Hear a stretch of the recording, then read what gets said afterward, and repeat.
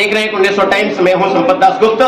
आज हम उपस्थित हैं मध्य प्रदेश के मऊगंज जिले के हनुमना न्यायालय परिसर में, जहां माननीय न्यायाधीश माननीय विनोद चौधरी जी, माननीय कीर्ति दुबे जी, जिनके कुशल मार्गदर्शन में साइबर क्राइम पर विधिक साक्षरता संगोष्ठी आयोजित की गई थी, जिसमें तमाम माननीय अधिवक्तागण और माननीय क्लाइंट आदि थे। और इस विषय को लेकर के cyber crime expert mister Mohit Mishra ji उपस्थित हैं, जिन्होंने अभी व्याख्यान दिया। और sim swapping, biometric fingerprint fraud, remote screen recording एवं fraud, ATM cleaning, black mailing, video extortion, fake website fraud आदि तमाम विषयों पर इन्होंने जानकारी शेयर की और लोगों से क्रॉस क्वेश्चन भी बीच बीच में हुए। माननीय न्यायाधीश विनोद चौधरी साहब ने भी किस प्रकार से एक एक बिंदु पर सलूशन दिया, न्यायाधीश महोदय स्वयं स्पष्ट कर रहे हैं। आइए जानते हैं माननीय न्यायाधीश महोदय से कि इस विषय को लेकर के क्या गाइडलाइन है माननीय उच्च न्यायालय के, सुप्रीम कोर्ट के, और किस प्रकार की प्रक्रिया चल रही है। जैसा कि आप लोगों को विदित है कि ये आपका सूचना प्रौद्योगिकी अधिनियम 2000 से हम गवर्न हो रहे हैं वर्तमान में, और जैसा कि हमारा वैज्ञानिक युग, तकनीक, सूचना एवं तकनीक का युग है, इसकी जो आवश्यकता ने आविष्कार किए हैं बहुत सारे कंप्यूटर उपकरण, मोबाइल उपकरण, इन्होंने साथ साथ ही कई अपराधों को आमंत्रित किया हुआ है। सामान्य रूप से जो अपराध वर्तमान में प्रचलन में आ गए हैं वो ऑनलाइन शॉपिंग के रूप में आए हैं, जिसके भुक्तभोगी हर कोई व्यक्ति चाहता है कि वो ऑनलाइन शॉपिंग करे। और आजकल फेसबुक या रील का देखना कोई असामान्य बात नहीं रह गई है। हर व्यक्ति अपने मोबाइल में खाली समय पर रील्स को देखता है, और रील्स में भी कोई ऑनलाइन शॉपिंग, कोई प्रोडक्ट लेने के संबंध में वो व्यक्ति को उकसाता है। और जैसे ही व्यक्ति उन रील्स को अपने देखते हुए किसी नंबर पर, व्हाट्सएप नंबर उसमें दिए रहते हैं और उसकी प्राइस दी रहती है, उस पर जैसे ही वो कांटेक्ट या संपर्क स्थापित करने का प्रयास करता है, वो उस चयन किए हुए प्रोडक्ट को के समरूप कई सारे प्रोडक्ट आपको चुनाव करने के लिए भेजता है। और उसमें से आप जिस भी प्रोडक्ट को चुनते हैं उससे संबंधित वो कॉस्ट निर्धारित करते हैं कितना रुपए आपका दें, पर उसके पीछे उनका ध्येय कहीं से कहीं तक भी वो 200-250 रुपए लेने के पीछे नहीं रहता है। उनका उद्देश्य कि उसके माध्यम से आप एक मामूली राशि, टोकन मनी जिसको कहना चाहिए, वो आप अदा करें और उसके बाद ओटीपी बताना, ताकि ओटीपी बताना 250 रुपए या 500 रुपए, 1000 रुपए, 2000 रुपए देने से कम उनको सस्ता लगता है। इसलिए वो ओटीपी जैसे ही बताने का प्रयास करते हैं या बताते हैं, वैसे ही तत्क्षण आपके खाते से पैसे का विड्रॉवल होना या फिर निकलना, कोई वैसा वाली बात नहीं है। और वो इस तरीके से अपराध प्रगति करते जाता है। और इसके जैसे कि हमारे एक्सपर्ट ने जी बताया कि उन्होंने कई प्रकार के अपराध बता दिए, उनसे बचने के बहुत सारे तरीके बता दिए। अंततोगत्वा हमारे पास जागरूक रहना ही सबसे बड़ा उपाय है। अगर बाई चांस किसी व्यक्ति के साथ अपराध घटित हो भी जाता है तो उसमें आप टोल फ्री नंबर पर, जो आजकल साइबर सेल्स की है, उस पर आप संपर्क करें 1930। पर जैसे इसका सबसे बड़ा उपाय है कि आप तत्काल जितना प्रोएक्टिव होकर आप काम करेंगे वो ही आपको सॉल्यूशन प्रदान करेंगे। जैसे ही आप इस टोल फ्री नंबर पर संपर्क करते हैं, जो टोल फ्री जो प्रोवाइडर, सर्विस प्रोवाइडर है, वो आपकी समस्याओं को पूरा सुनकर एक आपको रजिस्ट्रेशन नंबर देते हैं। उस रजिस्ट्रेशन नंबर को आप साइबर सेल के माध्यम से जाकर एक्नॉलेजमेंट नंबर के रूप में उसको कन्वर्ट कराते हैं। पूरा का पूरा आप उसको डिटेल भरेंगे कि ओटीपी और टीआरपी कौन सा, यूपीआई आईडी किससे फ्रॉड हुआ है। उसके तहत वो निर्देशित करते हैं कि अपराध की प्रथम सूचना रिपोर्ट आप दर्ज कराएं। जैसा कि आपने आईटी एक्ट में पढ़ा, सुना, समझा कि ये अपराध संज्ञेय अपराध की श्रेणी के अंतर्गत आते हैं। यदि 3 वर्ष तक के अपराध से दंडनीय अपराध कोई अपराध है तो संज्ञेय अपराध माने जाएगा। परंतु उसमें भी यह स्पष्ट कर दिया कि जमानती प्रकृति का इसको कुछ कतिपय अपराधों को जमानती प्रकृति का भी निर्धारित किया है। तो जैसे ही आप FIR दर्ज कराते हैं, वैसे ही आपकी व्यक्ति जो भी आपके साथ ठग किया है या उसका मोबाइल एक्टिवेट है, वैसे ही उसकी लोकेशन, खाते का फ्रीज होना, होल्ड होना और इन्वेस्टिगेशन ऑफिसर का घटनास्थल पर भेजना या जहां पर अभियुक्त है उसकी गिरफ्तारी और जब्ती तमाम कार्रवाई करने के लिए प्रक्रिया के तहत पुलिस अपनी प्रोसीडिंग में आ जाती है। और अगर समय संयोग सब ठीक रहा तो कई मामलों में अपराधी की उपस्थिति सुनिश्चित हो जाती है। क्योंकि अपराध ये डिजिटल फुटप्रिंट पर निर्भर करते हैं, तो बहुत सारे अपराध की इन्वेस्टिगेशन अपराधी तक पहुंचने में सहूलियत भी प्रदान करते हैं। जैसे ही अपराधी आपके अभिरक्षा में आ जाता है, फिर आपका IPC, CRPC या नए भारतीय दंड विधान के तहत उसमें प्रोसीडिंग न्यायालय में और चालान के माध्यम से आपकी संपादित की जाती है। मान्यवर, अभी तक यह देखा जाता है कि साइबर क्राइम घटित होने के बाद, अपराध दर पंजीकृत होने के बाद भी अक्सर उसे न्याय नहीं मिल पाता या तो वो पकड़ा ही नहीं जाता अपराधी। और अभी तक कितने % इसमें पॉजिटिव वे में लोग मतलब कि अपराधी पकड़े गए होंगे या न्याय मिला होगा? ये आंकड़े के ऊपर निर्भर करता है। न्यायपालिका का कार्य ऐसे मामलों पर ध्यान आकर्षित होता है कि जो पंजीबद्ध होकर विधिवत तरीके से चालान प्रस्तुत हो जाता है। ये आपके इसके कई ब्यूरो बने हुए हैं कि कितने अपराध पंजीबद्ध हुए, कितने सफल हुए, कितने असफल हुए, कितने को दोष सिद्ध किया गया, कितने को दोष मुक्त किया गया, किसमें असंभव है।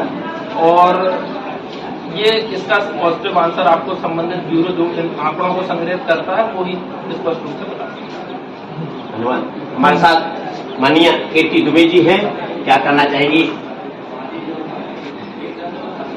आज हमने जो कैंप आयोजित किया है, तो उसका जो मकसद है वो केवल ये नहीं है कि हम इंफॉर्मेशन टेक्नोलॉजी एक्ट इसको थ्योरेटिकली समझे, क्योंकि इससे ज़्यादा आवश्यकता प्रैक्टिकली जो ऑफेंसेस है, इकोनॉमिक ऑफेंसेस है, उससे अपन कैसे बचें, उसके प्रिकॉशंस के लिए इसकी ज़्यादा आवश्यकता है। और मुझे लगता है कि हमें प्रिकॉशंस पे ज़्यादा अवेयरनेस क्या। आइए cyber crime expert mister Mohit Mishra जी से जानते हैं, क्या कहना चाहेंगे? आज की जो संगोष्ठी आयोजित की गई है माननीय जज साहब एवं जज साहिबा के द्वारा, इसके लिए बहुत बहुत आभार। और हम ये चाहते हैं कि सभी लोग अवेयरनेस इस प्रोग्राम से जुड़ें और ज़्यादा से ज़्यादा संख्या में अपना एरिया में अवेयरनेस प्रोग्राम करवाएं, जिससे लोगों को जागरूकता मिले। बाकी सभी लोग बता ही दिए हैं कि किस तरीके से साइबर अपराध से बचा जा सकता है, लेकिन ये केवल एक क्षेत्र विशेष में या किसी एक संस्था में करवाने से इसका बेनिफिट न होगा। इसका बेनिफिट ज़्यादा से ज़्यादा तब होगा जब ये पब्लिकली करवाया जाए। अगर पब्लिक में इस चीज का अवेयरनेस प्रोग्राम करवाया गया तो कम समय में और बहुत से लोगों को इसका फायदा मिलेगा। निकालते हैं, इसमें 2 फैक्टर ऑथेंटिकेशन होता है। क्या होता है? 2 फैक्टर ऑथेंटिकेशन होता है। तो इसमें एक ऑप्शन आता है इनेबल बायोमेट्रिक, डिसेबल बायोमेट्रिक। तो आपको क्या करना है कि इसमें के थ्रू 16 डिजिट का VRD नंबर होता है। कितने डिजिट का? 16 डिजिट का VRD नंबर होता है। उसको आप डालेंगे। डालने के बाद एक ऑप्शन आएगा अनेबल बायोमेट्रिक और डिसेबल बायोमेट्रिक। अगर आप उसको डिसेबल बायोमेट्रिक कर देते हैं तो कितना भी बड़ा हैकर क्यों ना हो, वो आपका थंब इम्प्रेशन नहीं, आपको पूरी शरीर को की बॉडी को अगर वो क्लोन कर ले तब भी वो आपका कुछ भी नहीं बिगाड़ सकता। लेकिन कहां से आएगा जी? नंबर कहां से आएगा? ये उसी में मिलता है ना, उसी में मिलता है, वो मिलता है 16 डिजिट का VRD नंबर, वो आपको मिलेगा। और इसी को आप जैसे ही डालेंगे तो अनेबल बायोमेट्रिक और डिसेबल बायोमेट्रिक का ऑप्शन आएगा। तो आपको क्या करना है? डिसेबल बायोमेट्रिक कर देना है। अगर वो आपका अनेबल बायोमेट्रिक रहेगा तो हर कोई इस्तेमाल कर सकता है, लेकिन जैसे डिसेबल बायोमेट्रिक कर दिए तो दुनिया का कोई भी आदमी कितना भी आपका थंब इम्प्रेशन अगर वो सेव करके भी रखता है तो वो आपका कुछ भी नहीं कर सकता। ये हुआ समाधान। इसमें अगर किसी को कोई दिक्कत हो तो आप सवाल कर सकते हैं। अब हम आपको बताते हैं जिस तरीके का क्राइम किस तरीके का वो होता है रिमोट स्क्रीन रिकॉर्डिंग ऐप। क्या है? Remote screen recording app. इसके जरिए फ्रॉड होता है। ये कुछ इसके ऐप्स होते हैं, जैसे मान लीजिए एनीडेस्क हो गया, टीम व्यूवर हो गया, किक सपोर्ट हो गया। इस तरीके के जो ऐप्स होते हैं ये उनका इस्तेमाल करके सामने वाला क्या करता है, किसी न किसी झांसे में आपको लेता है और झांसे में लेने के बाद आपको ये बोलता है कि आप एक काम कीजिए, इस ऐप को आप अपने मोबाइल में या अपने कंप्यूटर में डाउनलोड कीजिए। आप जैसे ही इस चीज को अपने मोबाइल या कंप्यूटर में डाउनलोड कर लेते हैं और उसके बाद वो क्या वो मांगेगा, उसका कंट्रोल को अपने पास मांगने के लिए एक ओटीपी आएगा, वो ओटीपी मांग लेगा और बोलेगा कि सर जब आप ओटीपी दे देंगे तो हम क्या करेंगे कि आपकी ये समस्या का समाधान कर देंगे। ठीक, मान लीजिए किसी प्रलोभन में आपको एक महिला आई थी हमारे पास, उसके साथ क्राइम हो गया था। वो क्या कर रही थी कि गेम खेल रही थी और गेम खेलते खेलते वो सोची कि अब हम जीत जाएंगे। गेम खेलते खेलते और वो विनर होने के चक्कर में उसको ये लगा कि हम 70,000 रुपए हमको मिलेगा। सामने से फोन कॉल आता है कि मैडम जी आप ये इस गेम के जरिए आप विनर हो गई हैं, और चूंकि वो गेम भी उन्हीं लोगों का बनाया हुआ होता है जो फ्रॉड होते हैं, तो उनके पास सारी जानकारी चली जाती है कि हमारा गेम कौन यूज कर रहा है। तो जब उनके पास जानकारी चली गई, वहां से एक रिटर्न कॉल आता है कि आप एक काम कीजिए, आप हम विनर हैं और आपको 70,000 रुपए पेमेंट करना है। आप एक काम कीजिए, आप अपने मोबाइल में ये ऐप इस्तेमाल कीजिए। वो ऐप का क्या होता है कि रिमोट स्क्रीन रिकॉर्डिंग ऐप होता है। जैसे ही आप उसको डाउनलोड करेंगे, डाउनलोड करने के बाद अपने सिस्टम पर ऑपरेट करेंगे। ऑपरेट करने के बाद वो एक तो ओटीपी मांगता है, सामने वाला ओटीपी मांगेगा आपसे। जैसे ही आप उसको ओटीपी दे देते हैं, आपके सिस्टम का पूरा कंट्रोल किसके पास चला गया? उस फ्रॉड के पास चला गया। जब उस फ्रॉड के पास चला जाएगा तो फिर वो जो चाहे आपके साथ कर सकता है। इससे बचने का सिर्फ और सिर्फ एकमात्र उपाय ये है कि आप कभी भी इस तरीके की रिमोट स्क्रीन रिकॉर्डिंग एप्स को अपने मोबाइल में डाउनलोड ना करें। अब सवाल ये पैदा होता है कि जब इस तरीके के एप्स हैं तो सरकार इसको बैन क्यों नहीं कर देती?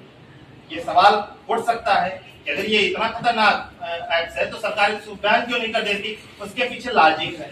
ये जो एप्स बने हुए हैं ये तो बने सुविधा के लिए। जिस तरीके से मोबाइल का हम चाहे तो सदुपयोग कर लें, चाहे इसका दुरुपयोग कर लें। अगर सदुपयोग करेंगे तो बहुत अच्छी चीज है, इसका दुरुपयोग करेंगे तो बहुत गंदी चीज है।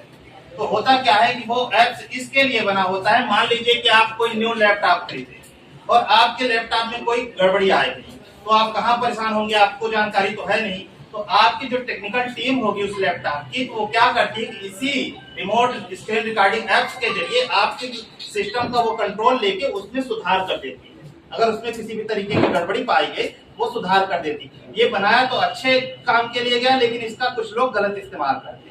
इसलिए सरकार इस पर बैन भी नहीं लगा पा रही है जानबूझ के। वो चाह के भी बैन नहीं लगा सकती, क्योंकि कोर्ट में ये बात साबित ही नहीं हो सकता कि ये चीज गलत फर्जीवाड़े करने के लिए बनाया गया है। अब कोई गलत कर रहा है तो उसमें वो ऐप्स बनाने वाले की कोई गलती नहीं।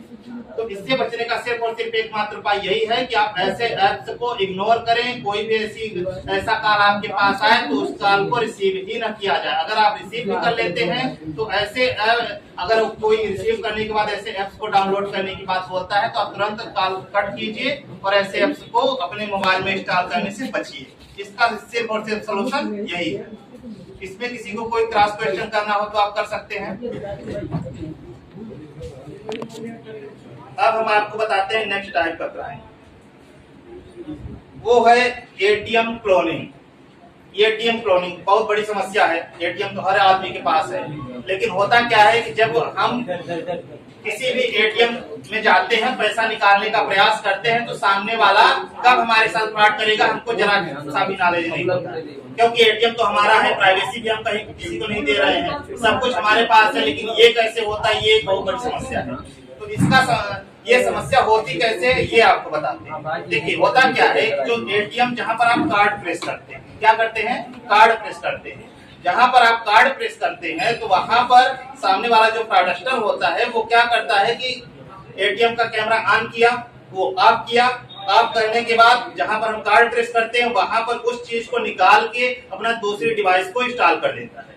दूसरी डिवाइस को इंस्टॉल कर दिया, उतने आकार की वो पहले से बनाया हुआ रहता है। उस डिवाइस को इंस्टॉल किया, उसमें कुछ गोंद टाइप से या फेविक्विक टाइप से कुछ ऐसा चीज चिपकने वाला लगा देता है कि जैसे ही आप उसमें कार्ड प्रेस करते हैं तो आपका कार्ड वहीं पर फंस जाता है। और जैसे ही आपका कार्ड फंस गया तो वो डिवाइस ऐसी डिवाइस होती है कि वो आपके जो डेबिट कार्ड है उसका पूरा स्कैन कर लेता है। हाँ, उसका पूरा स्कैन कर लेता है। जैसे स्कैन कर लिया तो उसको अब किसी चीज की जरूरत नहीं, आपका पासवर्ड भी वहां पर एक कैमरा भी वो लगा देता है, तो आपका पासवर्ड भी वो पा गया, आपके डेबिट कार्ड का पूरा स्कैन कर लिया।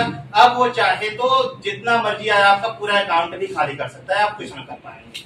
तो इससे बचने का आप क्या उपाय है हम आपको बताते हैं। इससे बचने का केवल और केवल एक उपाय ये है कि आप जाइए जब भी एटीएम कार्ड में अपना एटीएम